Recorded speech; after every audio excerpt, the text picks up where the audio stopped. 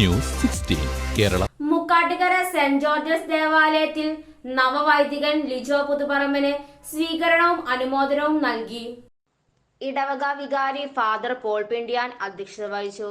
തൃശൂർ അതിരൂപത finance officer father Varghese Kuthur ഉദ്ഘാടനം നിർവഹിച്ചു. അസിസ്റ്റന്റ് വികാരി father Antony Chittilappally, mother superior C Jessy Anto, ഇടവക കൈക്കാരൻ സോജൻ മഞ്ഞില, കുടുംബ കൂട്ടായ്മ കേന്ദ്ര സമിതി പ്രസിഡന്റ് സെവിൻ സി കെ, തിരുപ്പട്ട committee joint convener Robin Paul എന്നിവർ ആശംസകൾ നേർന്നു. പുതുതായി തിരുപ്പട്ടം സ്വീകരിച്ച ഫാദർ ലിജോ പത്തിപ്പറമ്പന്റെ മറുപടി പ്രസംഗത്തിന് ശേഷം ഇടവക അംഗങ്ങളുടെ കലാപരിപാടിയോടുകൂടി അനുമോദന യോഗം വർണ്ണാഭമായി.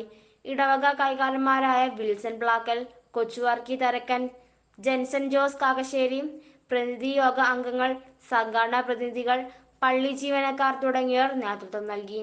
ന്യൂസ് 16 തൃശൂർ. പക്ഷമില്ല, വിവേചനമില്ല. നേരിനൊപ്പം, നാടിനൊപ്പം, നാട്ടുകാർക്കൊപ്പം. News 16 Kerala channel.